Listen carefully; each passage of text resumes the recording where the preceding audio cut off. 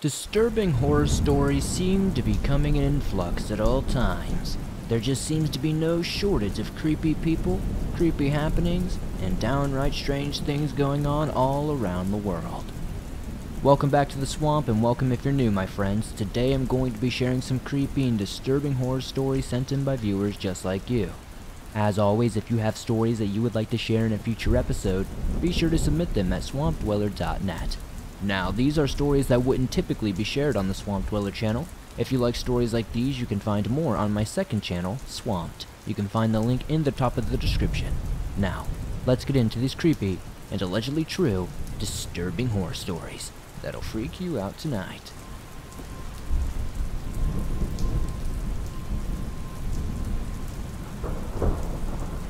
A few years back, I had this creepy experience with an older coworker that still shakes me to my core. It happened at this place that I'd been working at for a couple of years. The site was a small factory with less than a handful of employees, including myself. One day, my boss introduced us to his new, older guy he had brought in to start working with us. He was going to work on the newer side of the factory that was still being developed. The factory where he worked had two different sides to it, one side for beeswax and the other side for wood production. My boss had brought him in because they went to church together, and wood products on the other side had a religious significance, apparently. The new, older coworker worked with us for about 1 month before he approached me one day and introduced himself to me.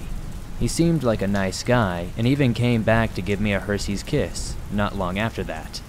A couple of months later, I got asked by our boss if I could go pick up my new older coworker, probably because his car was broken down or something.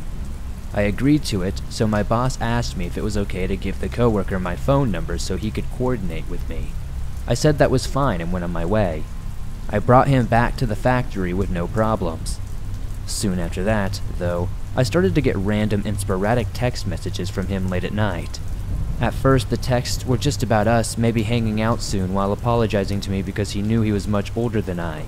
But then the text started to get pretty pervy and would be like a mini book, almost a novel. The texts were just long, with misspellings everywhere, and many pervy comments. I tried to ignore the text, but that only made them start coming more and more frequently. Amid all this, one day, my roommates were scrounging for a ride to a casino only a few miles away from our house. I gave them a few dollars for a ride, and they said they'd find their ride back. So imagine my surprise when they returned a couple of hours later with their ride all right. Their ride was my creepy coworker. Not only was I creeped out by this pervy jerk, and now they knew where I lived, but I also didn't know how he came to give my roommates that ride. Was it just sheer coincidence? Or something more? A few days after, I visited a friend at his apartment on our main street, running through our small, historic downtown area. When I came downstairs from his apartment, as he was on the second floor, I made my usual turn, walking on the sidewalk in front of the leading street shops. As I walked past one of the shops that were maybe 2 doors down from my friend's apartment, I thought I saw something out of the corner of my eye. But it couldn't be. Could it? To my great dismay, it was him, my creepy-ass, older coworker standing in the doorway of one of the shops and smiling creepily at me from under a black top hat. A few weeks after that little incident, I noticed him again as I left my friend's apartment. He was standing on the sidewalk with that same creepy grin plastered on his gaunt face. Since I had already informed my friend about the last incident, I texted him quickly to let him know the creep was back. I got into my car and left after sending the text, so I didn't find out later that the creepy coworker was gone by the time my friend got downstairs to the sidewalk. At that point, the texts were still coming even faster than before. He threatened to go by my house if I didn't respond. Long, provocative text dictating what he'd like to have happen between us. I just was so uncomfortable and really hoped he would not show up to my house. When I would see him during the day at work, he would act as though everything was normal, giving no hint of his nighttime persona. After seeing him again as I left my friend's apartment, I just happened to overhear a couple of coworkers standing around discussing how weird our new coworker was. Right then and there, I stepped in and joined the convo, finally showing my coworkers the text messages he had been sending me. I had worked with that coworker for a few years, but didn't know him well. He was one of those people who came off as grumpy and distant. Still, I told him and my other coworker not to say anything. They both nodded in agreement, and we went our separate ways to finish the day. When I came to work the next day, my boss immediately called me into his office. My boss told me he had been informed of the situation in the text and wanted to see my phone to read them. I told my boss that I didn't want to get anyone in trouble, but he said that this was beside the point and that my situation needed to be addressed for potential legal issues. My boss also stated that my older coworker had no right or reason to be texting me and talking to me that way. The boss must have really taken it seriously and given him a pretty good talk, because this all stopped instantly. The other grumpy coworker of mine apologized to me for saying something to the boss, but I completely understood where he was coming from, and I was grateful for that. I should have been the one to take the initiative to talk to the boss about it, but I was just too chicken. Fortunately though, that situation seemed to have worked for all involved, because life went on as usual, and this guy stopped following me around.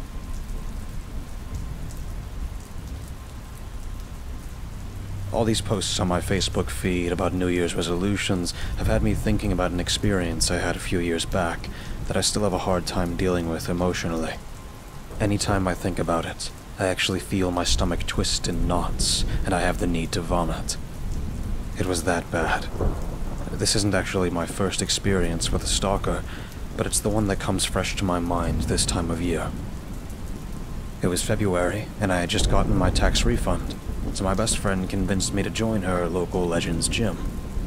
I told myself this was the year I was going to make a change and get healthy. I think everyone says that. Anyway, what I really liked about the gym was that they would give all members a passcode, and you could come at weird hours to work out. Since I usually have to work a split shift as a CNA, having the chance to swing by the gym super early when I clocked out was a blessing. Usually I would get off around 2 in the morning, so of course there weren't very many people using the equipment. It was usually like a ghost town, a little creepy. Especially since they had obnoxious 80s music constantly on repeat throughout the entire building. I settled into a routine with that gym. First a short shower, and then headed over to the ladies-only section.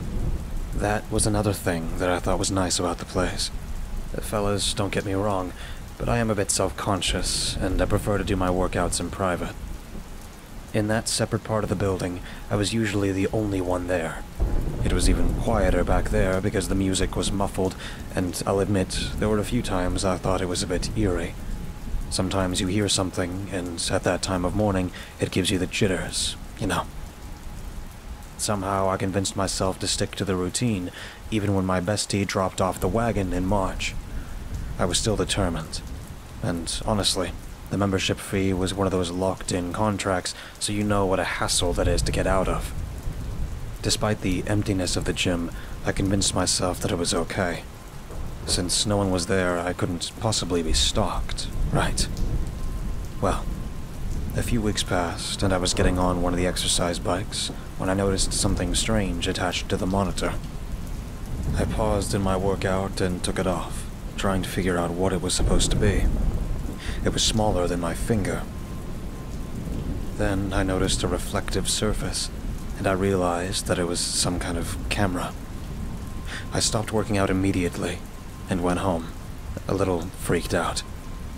I told my bestie about it the next day, asking her if she had ever seen anything like that while she was at the gym. "Oh yeah, they do that all the time. It's the contract you sign," she said nonchalantly. I tried again to explain to her why it bothered me. She's never really understood my experience with stalkers. "If some guy's giving me that much attention, I would jump him then and there. If it really bothers you, though," she said, "just talk to Mike, the general manager. I'm sure he can calm you down." I did that the next day, leaving for work early so that I could meet this Mike guy. He was a lanky man in his mid-20s and seemed nice enough.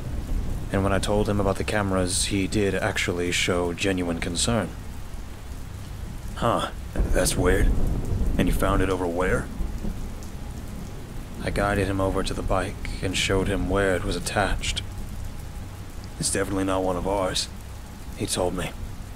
He promised that he would look into it and figure out if someone was tampering with the machines, but just the confirmation that it was apparently a hidden camera made me feel on edge. I stopped going to the gym after that, my mind consistently conjuring up crazy scenarios about maybe one of my exes having found out I worked out there. I've managed to break away from 2 obsessive ex-boyfriends before, and it literally made me panic to think that one of them might be back in my life. I was trying to get my life right, and I didn't need this drama. I think a day or 2 passed, and Mike contacted me. Hey, I think we figured out who was messing with the equipment, but there's a problem, he said. That didn't sound good. I remember my heart dropped when I asked why. Well, on camera I can see them coming into the gym when another member enters. They go work out casually for a few hours until the building's kinda empty.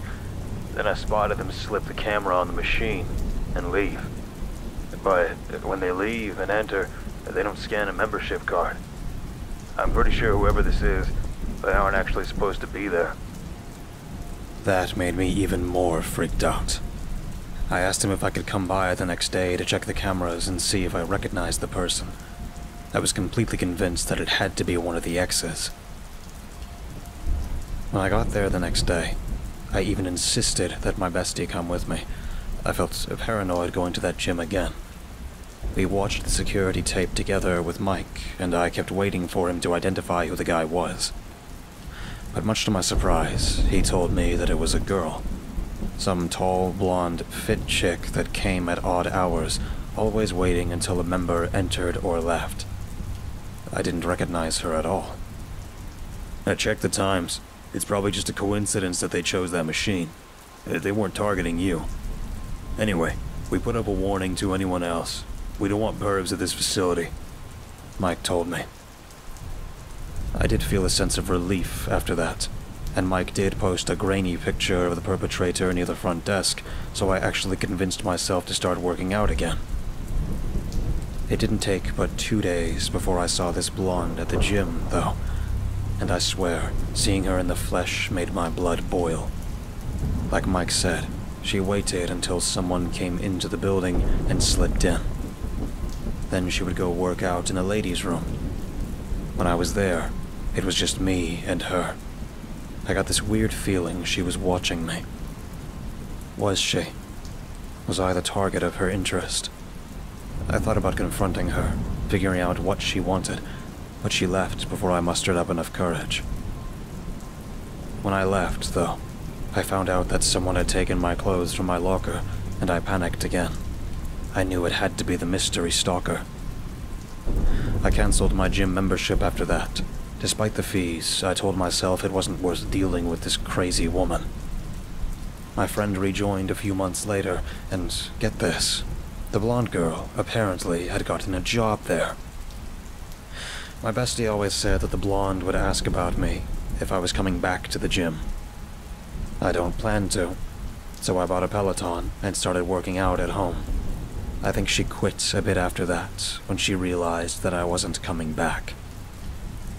I still wonder what she was doing, why she was constantly filming me, and whether I should still be on edge.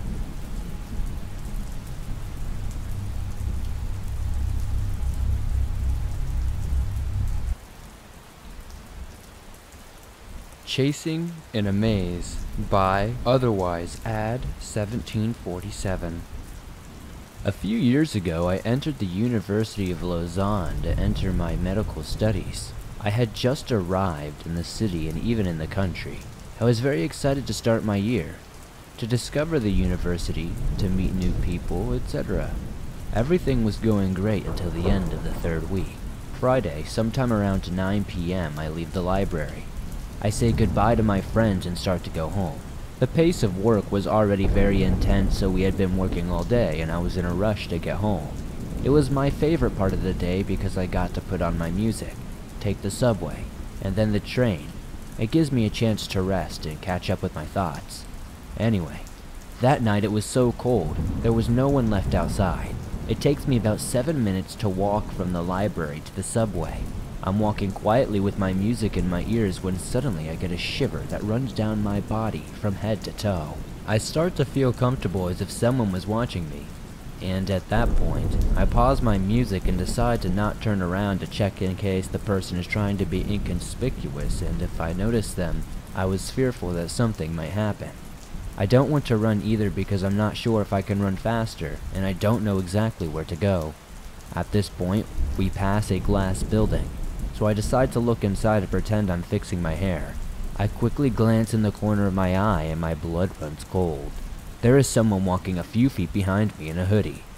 I try to reassure myself that he was just finishing work and going home, and that he is cold and that is why he is wearing his hoodie, and there are no houses for civilians for quite some time. I decide to send a message to my mother saying, "Come and get me in front of the insert name of the building, please. I really don't feel safe. It is important to know that the university is 30 minutes away by car from my house." At this point, I don't find another solution and I decide to take refuge in a building while waiting for my mother to come and get me.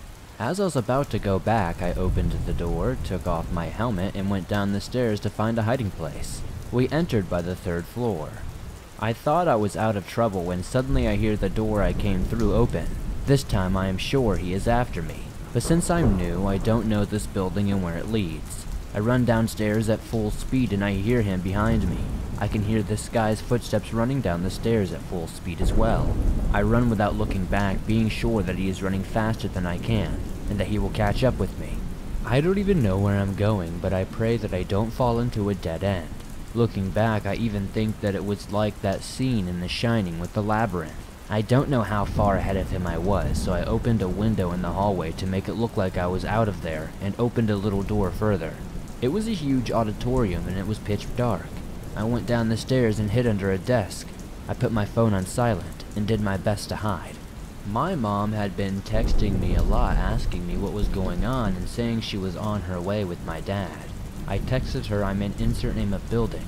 He is looking for me, please come quickly." I hid under the desk thinking I was screwed. My hiding place sucked and he was going to find me any second. Then, I heard a thud and a huge scream, and I don't think I've ever been so scared in my life when I heard that scream. For 15 minutes my mother was sending me messages telling me to hang on, and at the end of those 15 long minutes waiting for him to find me, I finally got the message from my mom saying that she's here, and she has the police. They are going to enter the building and they need to know where I am. I just tell them I'm on the 2nd floor because I had no idea where I was, and after 2 minutes I heard the door of the auditorium open and it was the police coming after me. Once I got out, they took my statement and they said they would check out the university management. The next day they contacted us and said that they saw on the surveillance cameras that there was indeed someone who had followed me. Apparently, there were no cameras inside that particular building though. You can't see the guy's face and therefore, we don't know who it is. They just sadly said that the security was going to do patrols at night and advised me to do something. They just said that security was going to do patrols at night and advised me to have someone with me when I'm out. Greetings, Swamp Dweller. I've got a story that's not horrifying but still concerning and creepy. So, to begin, this happened back in 2015 in the mountains of North Carolina on the Blue Ridge Parkway. I can't remember the exact area, but it occurred at one of the many outlooks along the parkway. And at the time, my girlfriend and I were taking a road trip and decided to drive at night to avoid traffic and road construction delays. We made a few stops at the overlooks along the way, and we had been going for quite some time, and I had decided that the last tower we should encounter, we would rest in the vehicle for a few hours, then continue. My truck at the time had a sunroof, so looking at the stars was a given, and we parked in a nice spot and got settled. We gazed at the stars for a couple of minutes, almost in a trance-like state, and soon we were both fast asleep. I somehow woke up, remembering I didn't lock the doors when something caught my peripherals. It was a shadowy, tall figure that didn't look like a human being at all. The shadow figure reminded me of your typical gray alien, with dim, glowing yellow eyes, almost like embers or hot coals from a hot fire. I rubbed my eyes thinking I was seeing things, but I was not, and it seemed to be growing taller. I couldn't move fast enough to crank the ignition and haul ass out of there, but I did just that, and as soon as I did so, my girlfriend shot wide awake asking me what was happening. As we burned out of the parking space and fled, I could see the figure move into the middle of the road behind us. I ripped around a hairpin corner, no longer in sight of that thing. My girlfriend asked me again, and I told her I had seen something standing near the car that did not look like a human. She tried calming me down, telling me to slow down, but when I did slow down some, I noticed there were headlights from another vehicle approaching from the rear at a fast speed. We had not seen a single car since sunset, and the blinding headlights were now a few feet behind my tail end. "What is this guy's problem?" my girlfriend said. I said they might see that thing too and wanted to get far away like us. Then just like that, the headlights vanished. "What the hell?" I said as I glanced in the rearview mirror, tapping my brakes to illuminate the silhouette of a work van and a single occupant. Then the headlights came back on and inches off my bumper. I made a beeline exit to get off the parkway and head back towards Asheville or Waynesville. I can't quite remember which one, but so did the tailgater. Panic was setting in because we knew this van was now following us. I see an open gas station in the distance and floor it, pushing our vehicle to about 100 miles per hour. I slowed my approach and pulled into a gas station outside the front doors. The van continues down the road, passing us, making us both sigh in relief.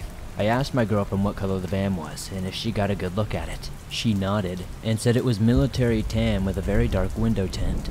It looked like a work van of some sort. As we were able to get into the store, the van pulls up into the station, parking at a distance. My girlfriend screams that we need to get out of here, and quickly. I back the car out as fast as I can, lighting up the pavement again, and blow past the parked van, glancing at our pursuer. Have you ever seen that part in the Matrix where the agents begin to shift and morph? That's precisely what it looked like this person was doing. Again, I got the car up to speed, rolling a hot 100 miles per hour, trying to lose this, well, whatever this was.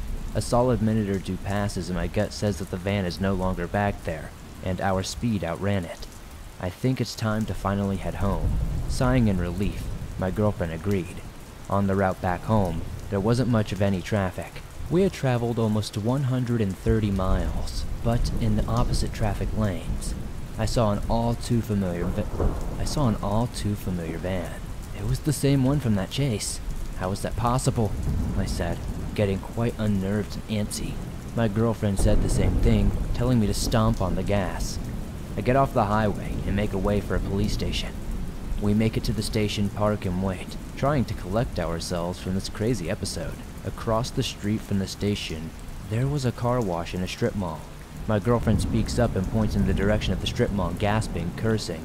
It's the same freaking van again. It was the same van from the highway, and then two more identical vans pulled up next to the one. We watched in horror as all these tall and dark figures emerged from the backs of the vans and began crossing the street in our direction.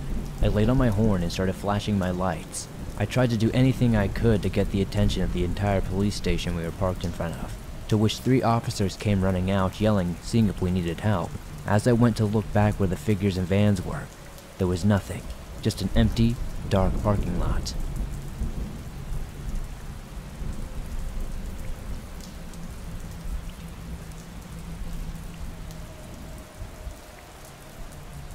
Hey there, Swamp Dweller. I got to say I can't believe I'm sharing my story.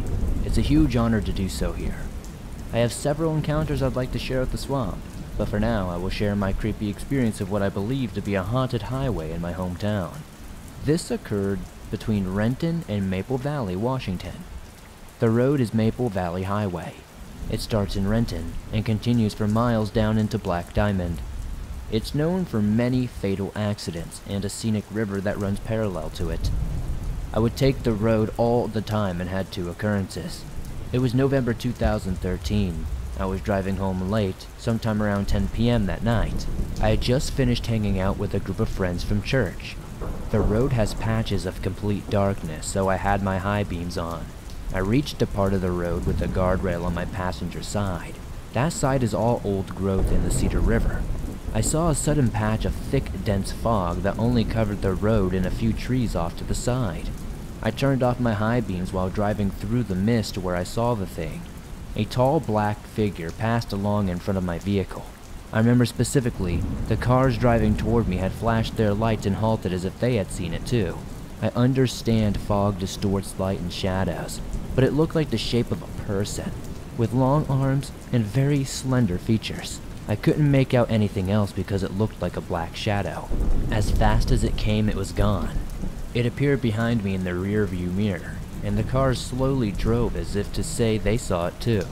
As much as it startled me, I chalked it up as a distorted shadow of a person running across the road or something. It didn't really make sense because of how late it was, and all there was on that side of the river was, like I said, forest and maybe some fields.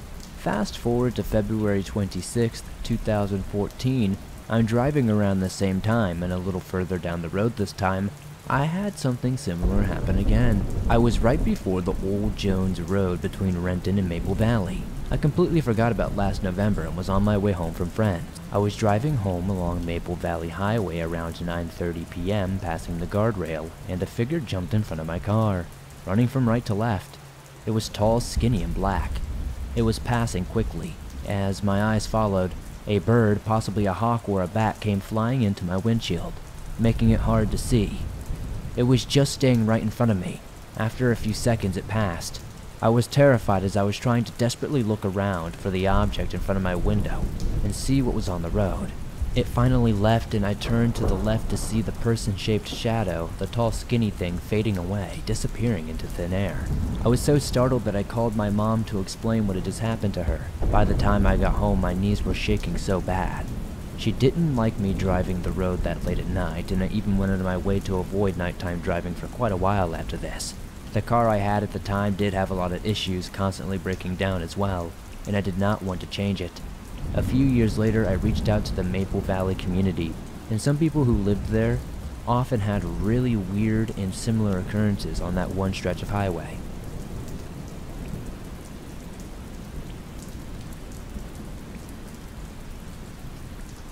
Okay, so I'm a 31-year-old trucker, and you can call me Diego for privacy reasons.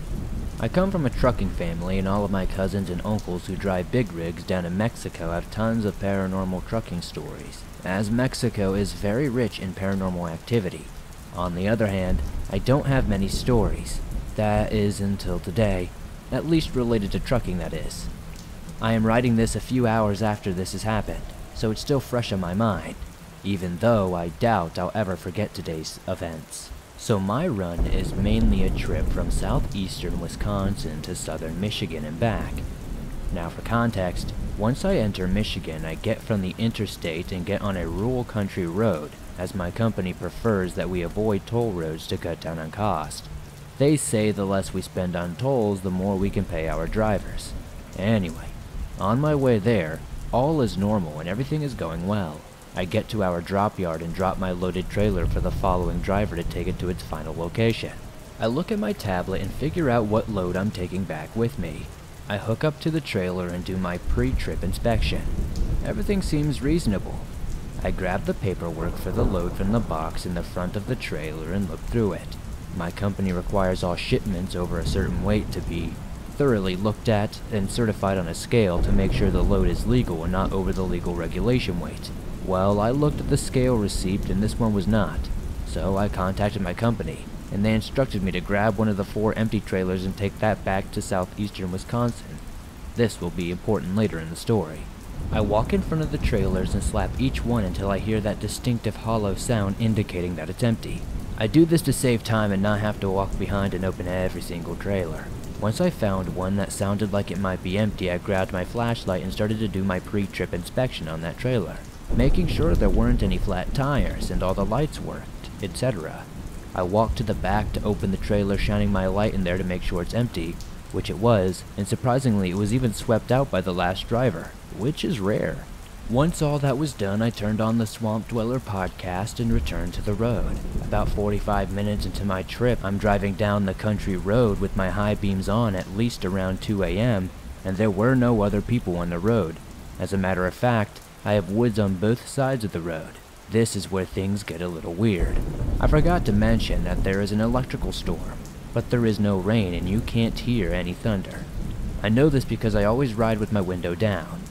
Anyway, the lightning lights up the sky every couple of seconds, and I admire how beautiful it lights up everything around me. As I come around a bend on the road in the distance, I see a person walking on the shoulder of the road. And as I approach him, he turns and waves as if to say hello. The person was a man. He was wearing a hard hat with neon green pants and a reflective vest of the same color. That is why I saw him from a reasonable distance away, but there was no construction anywhere in sight, before or beyond this point. And I know this because I passed through there on my way to my previous destination. As I got past him, I pressed on my brakes to illuminate the road behind me. At the same time, lightning struck up and lit up the area. I'm staring in my mirror, and this guy is gone. In a split second, he disappeared. I thought that was very weird, but I got over it and focused back on the road. About 3 minutes down the road, I hear 3 loud knocks on my trailer. I turn my radio down and I try to listen closer, but I hear nothing after that and think that it must have just been a bump that I hit in the road. About 5 minutes later, I hear 5 loud knocks, again on my trailer, and think it's very weird. Now, I drive like this every single day and I'm used to it, so I wasn't tired or sleepy. I was wide awake, so I can't blame it on that. I turn down my radio and keep it off at this point and try to listen. A couple of minutes later, I hear 5 more very rapid hard knocks in my trailer again. As I've said, I always knock on the trailers to see if they are empty or loaded, and I recognize the sound quite well. So now, I'm worried that I missed something when I checked the inside of the trailer. So I decided to pull over to the side of the road and open the trailer and check what was in there. As I slowed down and pulled over, about a second later, maybe 25 feet in front of my truck, I see a huge tree fall on the road. At this point, I got scared because it wasn't struck by lightning and there was no wind. I put my truck into gear and took off because, as I said, I was listening to Swamp Dweller before that, and I was already on edge. My initial thought was whatever pushed over that tree, I don't want to stick around and meet it. So I drove around on the side of oncoming traffic, which there was none at that time of night, thank God, and went around the tree. I pulled into the next truck stop and decided to find out what the hell was in my trailer. I grab my flashlight and go to check. I open the door and shine my light and, well, there is absolutely nothing or anyone in there. I get back in my truck and start driving. I don't honestly know what to do. Giving it some thought, I realized that even though I saw that man out on the side of the road as clear as day, I couldn't see his face. And as I said, when I looked back, he had disappeared. And those knocks on my trailer were getting faster and louder every time, as if it was some sort of sense of urgency, as if they wanted me to stop my truck. And if I didn't stop when I did, I might have been killed by that tree. At this point, I believe it was a spirit trying to stop me so the tree wouldn't smash my truck. Well, after that, when I got back to driving, I didn't hear the knocking anymore until I got to my destination, at which point I unhooked from the trailer and proceeded to do my post-trip inspection. And again, there was nothing or anyone in the trailer. So, I don't really know. I guess, thank you to the spirit for saving my life potentially. And, yeah, I don't really know what to say. This story scared the daylights out of me. Thank you for sharing my story if you do, Swamp Dweller. I'm a big fan of the show.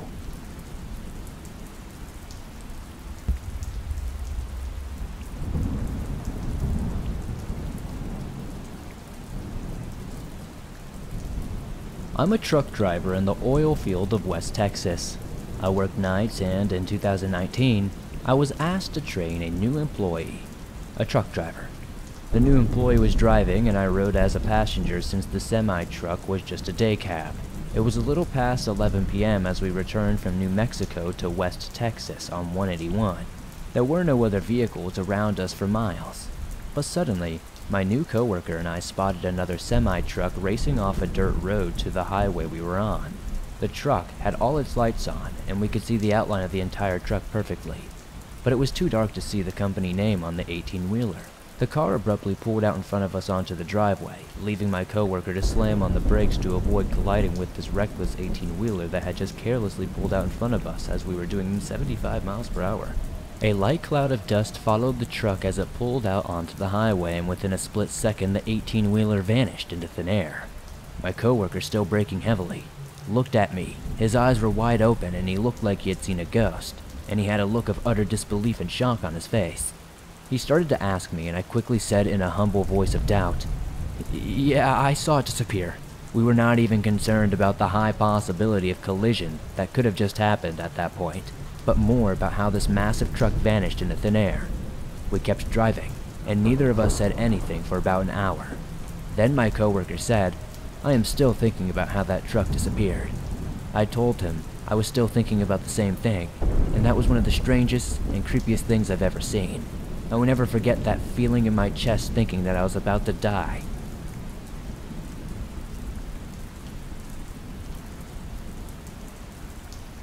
I work emergency on the weekends at a very large veterinary hospital. My shift begins at 5 a.m. and I leave the house at 4:15 a.m. Although I live in a very large Midwestern city, it is always a drive-in on Sunday mornings. Very few of the city folk are out at that time. Many of them have gone to bed as it is for the weekend. That doesn't normally bother me at all. The streets are always crowded during the day, and it's a nice respite from the normal gridlock. It was a Sunday, March 28, 2020. I remember the date exactly as it was the day after the state government had issued a shelter-in-place response to the COVID outbreak. Because I worked in the veterinary medical field at an ER hospital, I was deemed essential and my routine carried on as normal. Usually at around 3 a.m. the alarm began making its annoying bonging sound, waking me up from my restful sleep. I started getting ready for work. There were dogs to feed and let out, lunch to be packed and coffee to be made. It was a typical Sunday morning before work.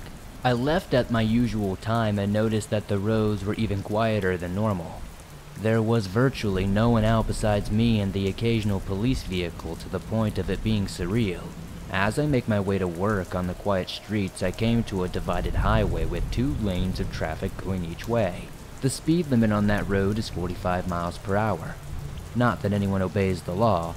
However, it was dark out and frankly I was enjoying having the world to myself, so I was driving the speed limit that day. As I'm driving down the right lane of the road, it barely registers to me, but it seems darker than it normally is at the time. I didn't put that much thought into it that until suddenly, almost like someone placed a thought in my head, I thought a dog was in the road in front of me at the far distance. I squinted my eyes and investigated the darkness in front of me and didn't see anything, so I ignored the thought and continued driving down the right lane. But then the distinct thought that a dog was in the lane before me blasted back into my head. I ignored this warning no longer and it quickly merged to the left lane. Just as I accomplished this, I looked at the right of the road. A man was walking steadily down the middle of the street, right towards me. As I passed him going 40 miles per hour in the lane to his left, I looked over, and he looked at me. He just continued his slow and steady walk down the road. My first thought was to thank God that I did not hit him. Then I became so grateful that I paid attention to the voice in my head. But then I realized how strange the situation was. There are sidewalks and frontage roads off this road. Plenty of places to walk and not be in the way. Why would he be walking down in the middle of the road in the highway? Why did I keep thinking that a dog was on the road when I saw nothing? I kept glancing back in my rear view mirror as I continued to drive and saw no one. It was as if he just faded away or perhaps was entirely shrouded by the strange and new eerie darkness. What happened next was entirely out of character for me. I usually think about situations like this repeatedly, meditating on them, dwelling if you will. But as I kept driving, the whole event just faded out of my memory. I can only compare it to a dream when somebody wakes up with a vague recollection of what went down, and then it just wanes away as the day goes by. A couple of days later, I suddenly recalled the incident and began thinking of how strange it was. As I drove to work the following weekend at the same time, I paid careful attention to that section of the highway in particular where I saw the man walking. It immediately struck me that I could see if a figure had been walking there in the distance. The lights from the surrounding businesses and streetlights made it possible. It seemed much lighter that morning, although it was the same time of day with similar weather. Why had it been so dark that weekend before? A few months later, I was at work and a client came in and observed that her last name was the same as the name on the road I had been driving down the morning of the strange occurrence. I asked her if she somehow was related to that road. She told me that her in-laws used to own the land where the road was built. I casually, jokingly told her I saw a ghost on that road or something else extraordinary. She immediately became very interested. She told me that her mother-in-law had stories of strange events on that property before it was sold. I'm not sure who that man was that night. I have no idea why it was so dark or why the whole occurrence faded after it occurred. I continue to be grateful to whoever warned me to pull over and helped me not hit that person. Deep down inside though, I knew that some good versus evil was occurring that morning, and I was being put to the spiritual test. And although I don't understand any of it, I'm glad I listened to that voice.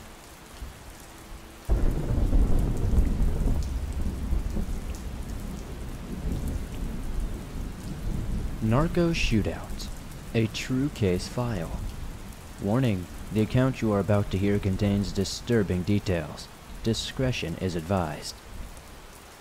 It was described as the last of the Great Wild West shootouts. On May 9, 1980, 4 armed bank robbers walked into the narco branch of the Security Pacific Bank in Riverside County and demanded cash from the terrified tellers. As the gunmen were busy stealing 20,000 pounds in cash, an employee at a nearby bank saw the event unfolding and contacted the local sheriff's office.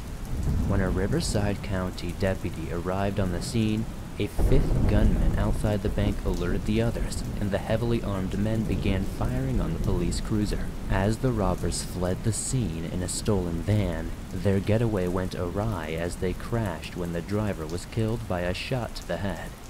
At that moment, more police responded to the carnage that was unfolding, and the suspects attempted another escape, this time commandeering a truck. As they gained a lead over the pursuing officers, the gunmen stopped to spring an ambush, which resulted in the death of a sheriff's deputy. Armed with revolvers and shotguns, the police were overwhelmed and heavily outgunned. But the balance was soon tipped when a San Bernardino County Sheriff's deputy brought an M16 to the shootout. The bank robbers scattered and disappeared into the rugged canyons of Little Creek, where one was eventually killed during a shootout with police, while the others were arrested and received life sentences. This incident was a factor in the militarization of police forces across America, and local and state enforcement were issued with high-powered weapons to match the firepower of violent suspects. The city of Norco in Riverside County is best described as a horse community. With few sidewalks, the streets are essentially horse trails, which is where the city gained its motto of Horsetown, USA. The name derives from North Corona and was named after the North Corona Land Company. While the rural architecture reflects a Western theme, much akin to the Wild West of the 1800s, with the period of cowboy gunslingers long past, the last thing the residents of Norco expected was a shootout. However, this is exactly what happened at 3:40 p.m. on May 9, 1980, when 5 heavily armed gunmen arrived outside the Security Pacific Bank. Armed with semi-automatic AR-15 rifles, the men entered the bank demanding money, while a lookout was waiting with their getaway car. Across the street in another bank, an employee saw what was happening and immediately contacted the Riverside County Sheriff's Office. The first officer on the scene was Sheriff's Deputy Glenn Belaski, and as he pulled up, one of the getaway drivers radioed his partners inside the bank, telling them, "We've got them spotted. Let's go, let's go." As the robbers exited the back with their loot, they came face to face with Belaski and began firing on his police cruiser. The heavy weaponry they were using blew out the windshield, forcing Belaski to slam the car into reverse and crash into another vehicle. The Wild West-style shootout at Norco had begun. The bank robbery at Norco was planned in neighboring Orange County by friends George Wayne Smith and Christopher Gregory Harvin. Smith was a born-again Christian who harbored apocalyptic beliefs and was convinced that the end times would soon be upon us. He had previously become involved with the youth-oriented Jesus movement, which had swept 1970s America and was led by the theologies of evangelical ministries, which strongly advocated the prophecies in the Book of Revelation. In his high school years, Smith was the star of his tennis team, sang in the choir, was also the editor of the school newspaper, as well as a member of the chess club. After his graduation, Smith served in the U.S. Army stationed in Eastern Europe during the Cold War as an artilleryman, trained in the use of tactical battlefield nuclear weaponry. Because of his experiences during this time, he became convinced that he knew exactly how the world would end at the push of a button. His roommate and best friend at the time was Chris Harvin, who had different ideas about how the world would end. Harvin was a committed survivalist who believed the fall of society would come about through numerous doomsday scenarios such as earthquakes, asteroids hitting the Earth, and/or the sun going supernova. George Smith believed everything would end by the hand of God, while Chris believed the end of times would come about by Mother Nature. The two men became close friends and together looked for the warning signs of an apocalypse. They also worked various jobs together, got together with their wives and girlfriends, and eventually decided upon a course of action together that would descend them both into ruin. They decided to make a plan and began arming themselves with legally bought military-grade weapons. At their suburban home, which they turned into a fortress lined with barbed wire, an escape tunnel running underneath the house into the back garden, they started to build a legally homemade Molotov cocktails and fragmentation grenades which were put together in their garage. But they decided it was not enough. What they really needed was a cabin up in the mountains in Utah, where they could stockpile supplies and weapons and wait out the coming apocalypse with their families. As they were soon to learn that surviving Armageddon would cost a lot of money, George and Chris, both in their 20s, decided the best way to finance their survivalist plans was to rob a bank. Harvin drafted his younger brother Russell, while George recruited 21-year-old Manuel Manny Delgado, a fellow City Parks landscaper, who then brought his 17-year-old brother Billy to be the getaway driver. None of these men had previously been in trouble with the law, had no serious criminal records, and had no history of violence. That all changed on that afternoon of Friday, May 9th, 1980, when they kidnapped the owner of a van, Gary Hakala, at gunpoint and placed him in the boot as their hostage so he couldn't report the van missing, which they intended to use as the getaway car. They planned to create a diversion by planting a bomb beneath a gas line about a mile away from the bank to draw police units away from the area of the robbery. However, the bomb had been crudely made from beer bottles filled with gasoline affixed with a detonator that had fizzled out. So when the four men burst out of the Security Pacific Bank wearing ski masks and armed with high-powered rifles, a sawed-off shotgun, and a samurai sword, they expected Riverside law enforcement to be putting away fires a mile away. Instead, the Riverside County Sheriff's Deputy, Glenn Velasquez, was waiting at a traffic light directly in front of the bank. As he pulled into the parking lot, Velasquez immediately came under heavy fire from the bank robbers, whose high-powered round shattered his windshield and struck his dashboard, wounding him with fragments of broken glass. As he laid across the bench seat of his cruiser, he threw the vehicle into reverse and careened backward down 4th Street, hitting another car before he came skidding to a stop sideways in the roadway. The van then sped from the parking lot with all 5 bank robbers and their hostage inside. Velasquez fired 4 rounds from his shotgun into the rear end, and a single pellet struck the 17-year-old driver, Belisario Billy Delgado, in the back of the head. Without the driver, the van drifted off the roadway and crashed into a chain-link fence. Velasquez desperately radioed for help. 3 Edward 50, the suspects are stranded. Their vehicle was disabled at Hammer and 4th. He said. Rural help. I need an ambulance. I'm bleeding badly. At that point, the 4 surviving gunmen bailed out of the stricken van, taking their stash of weapons while leaving the badly wounded driver behind. Seeing his badly wounded brother slowly bleeding out, Manny Delgado began to fire indiscriminately at Velasquez's position, letting off almost 200 rounds, putting 47 holes in his cruiser and wounding him 5 times. As deputies Chuck Hill and Andy Delgado arrived on the scene, the crowded intersection of 4th and Hammer erupted into a firefight between the police and robbers.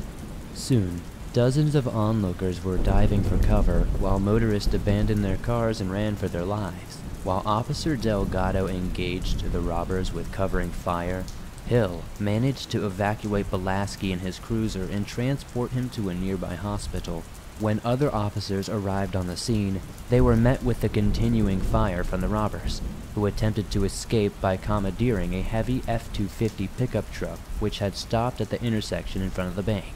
Just 4 minutes after leaving the bank, the robbers had successfully managed to flee the intersection, but the police were in hot pursuit. As they entered what looked like a war zone, responding police units were met with disbelief at the carnage that had been left behind. There were over 500 spent shell casings littering the road of the intersection of 4th and Hammer. Bullet holes everywhere, with 46 having hit Belaski's car alone, with several in each of Hill's and Delgado's units. Still more had hit civilian vehicles that were abandoned or parked in nearby lots, as well as storefronts, houses, and sheds. Belaski had been hit numerous times, with wounds to his face, upper left shoulder, both forearms, and the left elbow. At least 3 civilians had been wounded by gunfire during the shootout. The robber's hostage, Gary Hakala, burst out of the green van after 5 hours of imprisonment and found the wounded driver Billy Delgado convulsing in the driver's seat, with a .45 caliber handgun strapped to his ankle and an AR-15 on the floor beside him. Also on the floor was a scattered assortment of loose bills and coins, which had been the cause of the day's events. So far, it was one of the most violent bank robberies in history, and also one of the worst in terms of stolen loot, with Smith's gang netting just $20,112.36. The firefight at 4th and Hammer was only the start of the Norco shootout, and the pursuit soon turned into a running battle with police through the suburban streets of Riverside County. The latter-day outlaws fled onto the crowded interstate highway, where they tossed out their homemade fragmentation grenades and shot pursuing police vehicles. Some as far away as a half a mile. San Bernardino Sheriff's Helicopter 40 King II joined the fray, but was eventually downed because of the superior firepower wielded by the suspects. There was eventually a growing line of more than 40 pursuit vehicles from 6 agencies chasing the fleeing robbers, who left the freeway and headed for rugged Little Creek Canyon. The rough dirt track was only suitable for all 4-wheel drive vehicles, and as the pursuit continued, it reached elevations of 6,000 feet.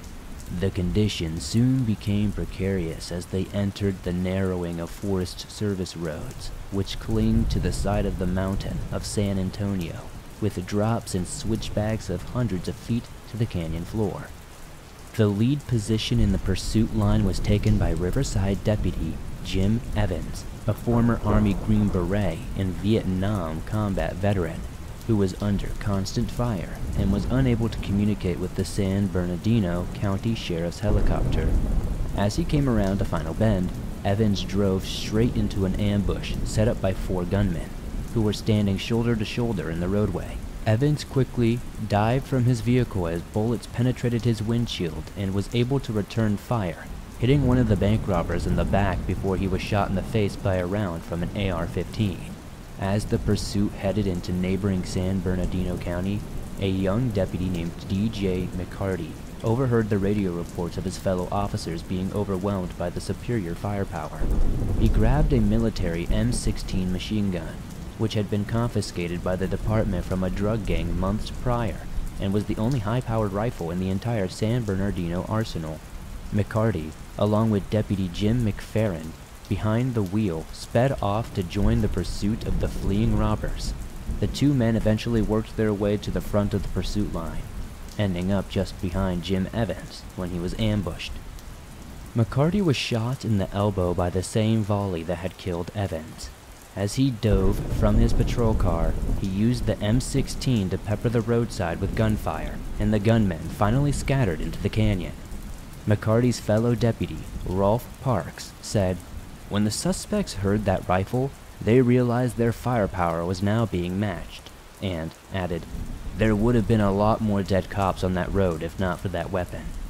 Altogether, 8 officers had been wounded and 1 killed, while overall, they damaged some 33 police vehicles, including a police helicopter, which was forced to land. The next day, one of the gunmen, Manuel Delgado, was killed in a shootout with a Los Angeles County Sheriff's Department SWAT team in the California foothills. The 3 others, George Wayne Smith and brothers Christopher and Russell Harvin, were arrested and convicted of 46 felonies and later sentenced to life in prison without parole.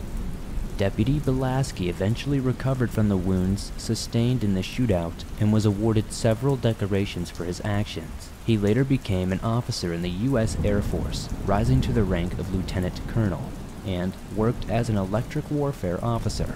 In honor of their fallen colleague, a street in Norco was named Deputy Evans Drive, to honor James Evans, the officer who was killed during the shootout. The lasting legacy of the Norco shootout was the military weaponry used by a single deputy on the mountainside that day. In the aftermath of the Norco bank robbery, and with mounting pressure from inside and outside their departments, the Riverside and San Bernardino sheriff's departments requested more weapons such as the military rifle used by Officer McCarty. Within several months, both agencies went from just a pair of high-powered rifles between them to over 100 or more Ruger Mini-14s chambered in .223 Remington, as well as the M16 and AR-15. Additionally, the standard issue .38 revolver sidearm was replaced with a 15-round capacity semi-automatic pistol. Agency helicopters, which had been unarmed before the Norco shootout, were now issued with machine guns that were capable of raining armor-piercing ammunition down on suspects. This began an age of the militarization of local police forces, which used military-style weapons that had previously been reserved for highly trained SWAT teams and would become the new standard-issue firearms for the regular cop on street patrol.